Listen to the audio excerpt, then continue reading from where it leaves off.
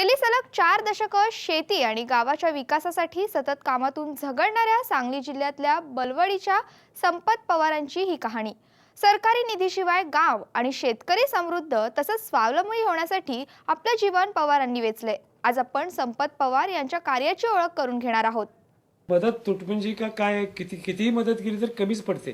कुबेर प्रसन्न झाला तरी सुद्धा कमी पडेल।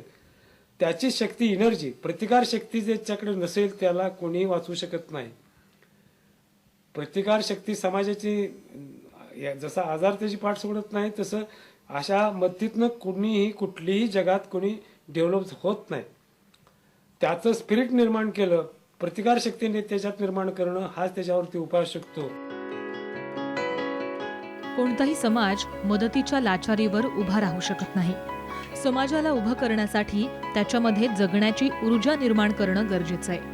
ही बाब ज्येष्ठ नेते भाई संपतराव पवारांनी आपल्या कृतीतनं दाखवून दिली आहे। गेल्या 4 दशकांपासून सांगली जिल्ह्यातल्या दुष्काळी खानापूर तालुक्यात अविरतपणे काम करणाऱ्या संपतराव पवारांनी केवळ लोकसहभागातून दुष्काळाला हरवण्यात यश मिळवलंय। चळवळीतलं जीवन जगणाऱ्या या कार्यकर्त्याचा इतिहास देखील असाच आहे।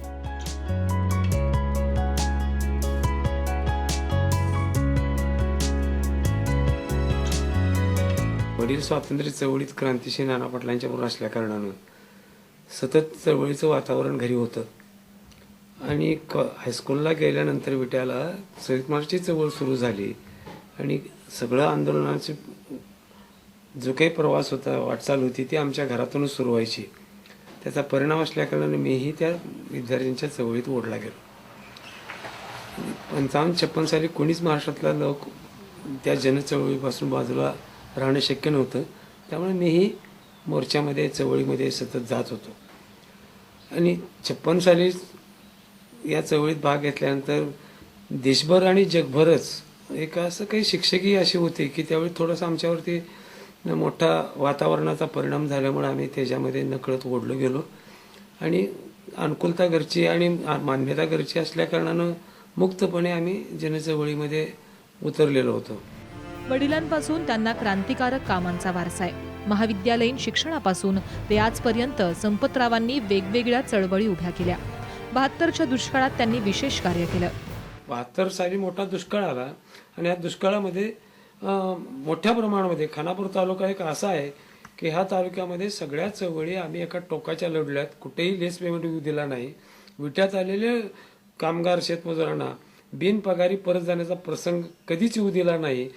अगदी सकाळी 7 ते संध्याकाळी 7 पर्यंत पूर्ण वेळ खानापूर तालुका मी पूर्ण क्षमतेने फिरलो। कामाची कुठं टंचाई होऊ दिली नाही। मुलांच्या परीक्षे फी माफीचा लढा एका यशस्वी लढा दिला, यशही त्याच्यामध्ये आलं आणि सगळा दुष्काळ सन्मानानं आम्ही त्यावेळी खानापूर तालुक्यातल्या कष्टकऱ्यांच्या जीवनात निर्माण केला। सामर्थ्यावरतीच सगळा दुष्काळ पार करण्यामध्ये त्यावेळी यश आलं आणि एक मोठी ताकद माझ्या पाठीमागं उभा राहिली।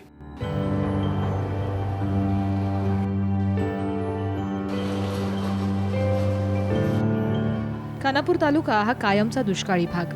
इथं सरकारी योजनांशिवाय लोकांना सक्षम बनवण्याचं मोठं आव्हान संपतरावांपुढं होतं। ह्या छावणी जाणले त्यावेळी आम्ही जनावरांच्या बोर्डिंगची कल्पना लोकसभागातनं मैत्री जीवा चारा अभियान केली। त्याला लोकांनी अगदी शिराळ्यापासून राधानगरीपासून प्रचंड मुलांनी प्रतिसाद दिल्यामुळे आमचं चारा बोर्डिंग सरकारच्या मदतीशिवाय आमच्या गावातलं उत्कृष्टरित्या चाललेलं आहे। एक पैही सरकारची घेतली नाही, पण लोकांच्या सहभागातनं तो प्रयोग यशस्वी करण्यात आला। पुन्हा दुष्काळ पडल्यानंतर सुद्धा सरकारची छावणी हाच एक विचार होता, पण जनावर मरतात। जनावर हे एक असं यंत्र आहे की वेस्टेजवरती जगतं आणि वेस्टेजमधून दुधात रूपांतर करणारी एक मशिनरी आहे, ती टिकली पाहिजे आणि शेतीचा तो मुख्य कणा आहे आणि कोरडवाहू शेतकऱ्यांचा तो एक जीवनाचा आधार आहे, तो टिकला पाहिजे। यासाठी सातत्याने काही पर्याय शोधायचा आम्ही प्रयत्न केला। अमर्त्य सेन सिद्धांत होता, त्याची अनुभूती आम्ही आमच्या गावामध्ये प्रत्यक्ष उपक्रम राबवून यशस्वी केलेले आहे। त्यांनी लोकांना लोकसहभागातनं विकासाची कामं करायचं आवाहन केलं। भाईंना जनतेनं साथ दिली। समाजातल्या वेगवेगळ्या तज्ञ मंडळींना एकत्र घेत त्यांनी चारा बोर्डिंग पासून जलसंधारणाच्या कामापर्यंत मोठी कामं उभी केली.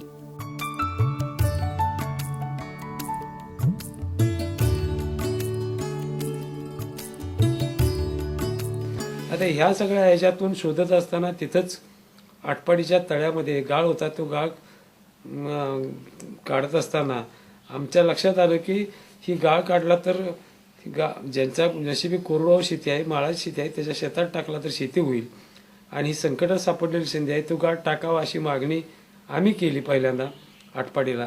11-12 साली तिथं त्याचा विचार पुढे आला त्यातून. परंतु त्यावेळी गाळ सरकारनं आमची कल्पना मांडली नाही. गाळ सरकारनं द्यायचं, भरून द्यायचं मान्य केलं, फुकट द्यायचं मान्य केलं, पण ऐपत असेल त्यांनाच ती नेण्याची परवानगी दिली. आम्ही त्यांना म्हणत होतो की गाळ काढायचा ज्याच्या नशिबी नोकरीला कोण नाही, ज्याच्याकडे कोणी नशिबी जर बागायती जमीन नाही, त्याचं माळ असेल तर त्याचा माळा करायसाठी वापर करा. म्हणजे जो विकर आहे, कमकुवत घटक आहे, त्याला उत्तम जमीन आपल्याला यातून करून देता येईल. परंतु ते धोरण त्यांनी घेतलं नाही. आज बलवडीबरोबर पंचक्रोशीत संपतरावांच्या चळवळीनं गती घेतली आहे. अग्रणी, तिळगंगा यासारख्या मृतावस्थेत गेलेल्या नद्या स्वच्छ करून त्यांचं पुनरुज्जीवनाचं मोठं काम संपतराव गेल्या 5 ते 6 वर्षांपासून मोठ्या गतीनं करतायत. त्याचे अनेक चांगले परिणाम दिसून आले. लोकसहभागातून बंधारे, छोटे तलाव संपतराव आणि सहकाऱ्यांनी उभे केलेत. तेव्हापासून दुष्काळाची तीव्रताही कमी झाली आहे. विकसनशील नैसर्गिक संपत्तीचा वापर करण्याचं सूत्र सरकारच्या योजनेत नसल्या कारणानं सतत मागत राहण्यापेक्षा निर्माण होत राहतं असा काही दृष्टिकोन घ्यायला सरकार तयार नाही. ह्या सगळ्या परिस्थिती वाढत राहतात. त्याचवेळी बघा आम्ही म्हणलो आता हे गाळ काढायचं असेल तर त्याच्या पुढल्या वर्षी पुन्हा दुष्काळानंतर मग आम्ही विचार केला की ह्यांच्या पाठीमागे लागण्यापेक्षा करत नसतील तर मग आम्ही आमच्या खानापूर तालुक्यातल्या घाटपाट्यावरती 60 वर्षे धरणं होत नाहीत म्हणून पडलेलं होता.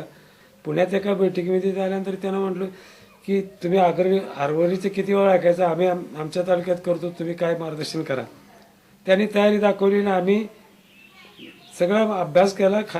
खाजगी तंत्रज्ञ आहेत, लोक समाजामध्ये अनेक इंजिनियर आहेत. वालचंद कॉलेजसारख्या संस्थेनं आम्हाला सहकार्य केलं. विलास चौताळीसारख्या माणसांनी आम्हाला प्लॅन करून दिले आणि लोकसुखानं आम्ही धरण बांधायचा प्रारंभ केला आणि खानापूर बरडीला आम्ही 13 साली बांधलं.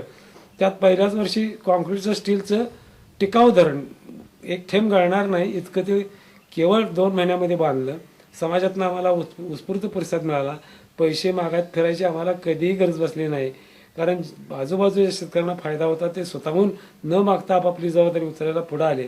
सगळा व्यवस्थापन खर्च त्यांनीच केलेला आहे. त्यात पाणी साठल्याबरोबर त्याचा फायदा होते म्हटल्यानंतर खाली 15 दिवसात एक धरण लोकांनी स्वयं ताकदीने बांधलं. एकापेक्षा एक मोठं बांधणारी ईर्ष्या समाजामध्ये निर्माण झाली. गटातटामध्ये तुझ्या गटाचं एवढं तर माझ्या गटाचं त्याच्यापेक्षा मोठं, या पद्धतीने तिथली स्थानिक गट ही स्वयंशक्तीने पुढे चालत होते. संपतरावांना अनेक सवंगड्यांनी साथ दिली आहे. गावोगावच्या महिला पुरुष त्यांच्या आंदोलनात तन, मन आणि धनानं सहभागी होतात. त्यांना बदल दिसू लागलाय. म्हणजे वैयक्तिक असं नाही की काकांनी त्यात सगळ्यांना घेऊन सगळ्याबरोबर ते येऊन आमच्या बरोबरच कायम असणार ते की बाबा असं केलं पाहिजे, असं लोकांना. आणि ते कॉलेजचे मुलं आल्यावर आम्हाला त्यांच्याबरोबर जेवण वगैरे करायचं, जेवण वगैरे आम्हाला पैसे समजा आम्ही रोजगारला जाण्यापेक्षा आम्हाला त्यांच्याकडनं पैसे मिळत होते. पण इथं कामं ही करताना आम्ही सगळीच एकत्र येऊन कामं करत होतो. म्हणजे लोकांकडं कुणाकडनं पैसे घेऊन असं घेऊन किंवा सरकारकडं असं नाही केलं. लोकांच्या मदतीनं आणि वाळविकूनच हे बळीराजा धरण झालं. त्यातनं पुन्हा कुणाचं शेरचं असेल किंवा नसेल, जमीन असेल नसेल, त्या लोकांना पण शेरचं दिलं. पण नंतर म्हणजे लोक बी एकत्र आली, ही बळीराजा धरण झालं, लोकांना पाणी मिळालं. लोकांचे काय लोकांच्या जमिनीत काय नाही उगाणार, तिथं 20-20, 30-30, 40-40 टन ऊस जायला लागला. लोकांच्या अडचणी दूर व्हायला लागल्या. पाणी, शेती तसंच वेगवेगळ्या विषयातले तज्ज्ञ संपतरावांचं काम पाहून थक्क होतात. सरकारी मदतीशिवाय जलसंधारण, चारा निर्मिती यासारख्या दुष्काळ निर्मूलनाच्या आदर्शवत कामांची उभारणी करण्यात त्यांनी आपली हयात वेचली. एवढ्या वर्षात मी सगळं आयुष्य आम्ही ह्याच घालवले. बंधारा बांधला, सरकारची न मदत घेता. त्याच्यावर पुन्हा कामाला माणसं होती, त्यांचं पगार सुद्धा त्या वाळूतूनच आम्ही भागवला. आणि सगळ्याला शेअरचं हे करून ना पाणी पुरवलं. शासनाची मदत म्हणजे शासनाला आम्ही सारखं त्याचं वाळू थांबूनच राहिलो अडवूनच. शासन काय वाळू देऊन गेलं नाही अजिबात. सगळे काम केले. पुन्हा इकडं खाली क्रांतिवन, पुन्हा ती भिंत बांधायची कडणी सगळं म्हणजे इथलं सगळं केलं. इथलं केल्यानंतर पुन्हा आणखीन आम्ही खाली एक बंधारा आपलं हे केलं क्रांतिवन. कोणत्याही अडचणीच्या काळात लोकसहभाग मिळाला तरच ते काम सक्षमरित्या होतं. त्याचा समाजाला परिणामकारक फायदा मिळतो. आता हे जे लोकांचा सहभाग त्याच्यामध्ये आम्ही केला असं काही नाही. प्रत्येक वेळी आम्ही बळीराजा असो, जनावरांची छावणी असो, जनावरांचं बोर्डिंग असो किंवा चारा निर्मिती असो, लोक बियाणं घेऊन तिथं आले आहेत. आणि गाळ काढणं असो, या सगळ्यामध्ये लोक गरजेतून साथीला येत असतात. गरज निर्मिती करते. आम्ही काही केलं ही सुद्धा म्हणणं चूक आहे. गरजा जिथे नेमकी गरज आहे ती गरज जर नेमकी लक्षात घेऊन तिथं आपण उभा राहिलो तर लोक ते करण्यासाठी प्रवृत्त होतात, गतिमान होतात. त्यासाठी आपल्याला काही करावं नसतं. गरजच त्यांना कार्यान्वित करत असते. फक्त त्यांच्यापुढे विश्वासाने त्यांच्याबरोबर ठाम राहिलं एवढं योगदान लोकसहभागाला पुरेसे ठरतं, असा आजपर्यंत आमचा अनुभव आहे. दिवसेंदिवस ग्रामीण भागात दुष्काळ तसंच नैसर्गिक आपत्तींनी थैमान मांडलंय. अशा अडचणीच्या काळात शेतकऱ्यांना सक्षम बनवणाऱ्या गोष्टी करण्याऐवजी सरकार आणि समाजातली अनेक मंडळी त्यांना लाचार बनवताना दिसतायत. आता आजच्या या सगळ्या दुष्काळामध्ये एक चित्र विचित्र आहे की ह्याच्यामध्ये त्यांच्या शक्तीचा विचार करण्यापेक्षा मदत घेऊन हा शेतकरी जगवण्याचा जो प्रयत्न आहे तो माझ्या मते अत्यंत हानिकारक आहे. मत्तीतनं कोणी उभा राहतो असं नाही. त्याची स्वतःची अभिव्यक्ती आणि त्याचं ताकद ह्याचं त्याला विस्मरण होणं हे खरं म्हणजे त्याला गुलामगिरीत ढकलणारी प्रक्रिया ठरण्याचा धोका आहे. कुठलाही समाज आधारानं जे वाढतं ते टिकत नसतं. स्वयंशक्ती त्याच्यामध्ये आत्मशक्तीचे भान निर्माण करून स्वतःच्या ताकदीनं चालेल अशा तऱ्हेचं नियोजनच त्यांच्या समस्येचं निराकरण करू शकतं. मदतीतून ते पांगळे होतील, दुबळे होतील, आश्रयित म्हणून जगतील. ही आजच्या मदत करण्याच्या प्रक्रियेतून दुष्काळ निर्मूलनासाठी चाललेले उपाय एक गुलामगिरीत जगणारा जनसमूह जन्माला घालण्याचे पाऊल ठरेल आणि ही अतिशय घातक आहे. ह्यातून माणसांची सुटका करून त्यांना त्याच्या कष्टातून, त्याच्या श्रमातून आणि समूहातून आपण ह्याच्यावर मात करू शकतो असे पर्याय ठोसपणे त्याच्यापुढे दिले तर तो समाज स्वाभिमानाने जगेल. अशा पर्यायाचा शोध घेणं हाच ही समस्येचा अंत करण्याचा मार्ग ठरू शकतो असं मला वाटतं. गावातल्या लोकांची क्रयशक्ती वाढवल्याशिवाय खऱ्या अर्थानं दुष्काळ हटणार नाही. यासाठी लोकांना स्वावलंबी बनवणं गरजेचं आहे. गेल्या 30-35 वर्षाच्या सगळ्या दुष्काळामध्ये प्रत्येक गोष्ट आम्ही लोक करू शकतात, पर्याय प्रस्थापित करतात. सरकारनं मागं यावं लागतं, पण प्रस्थापित लोकांनी केलेले मार्ग स्वाभिमानाचे पुन्हा त्यांना आश्रित करण्यासाठी राबवण्याचं प्लॅनिंग करणं तो रस्ता प्रत्येक वेळी तोडला जातो. आजही तोडण्यात येत आहे आणि ह्यातून मार्ग काढण्यासाठी आज आमचं आगरणीचं काम थांबलं असले तरी तूच भूमिका आम्ही घेऊन तिळगंगेचं काम आम्ही शिराळा पेठ्यात चालू केलेलं आहे. लवकरच आम्ही यासाठी सरकारची मदत घेतलेली नाही. प्रचंड प्रमाणामध्ये लोक मदत मिळणाऱ्या कालखंडामध्ये सुद्धा तिळगंगेच्या पुनर्जीवनासाठी आज उभे राहिल्याचं दृश्य शिराळा पेठ्यामध्ये आपल्याला निदर्शनास नक्की येईल. बाई संपतराव पवारांसारख्या कर्मयोगी शेतकरी नेत्यांची आज समाजाला खरी गरज आहे. नव्या पिढीला मार्गदर्शक ठरणाऱ्या अशा कर्मयोगी माणसांची देखील समाजात मोठी वानवा आहे. त्यांच्यासारखं कार्य केलं तर नेते, अभिनेते, उद्योगपतींच्या मदतीशिवाय सक्षम आणि स्वावलंबी गावं तसंच शेतकरी समाज घडवणं नक्कीच सोपं जाणार आहे. सांगलीहून विजय पाटीलसह संदीप भुजबळ आणि ब्युरो रिपोर्ट, साम टीव्ही, मुंबई.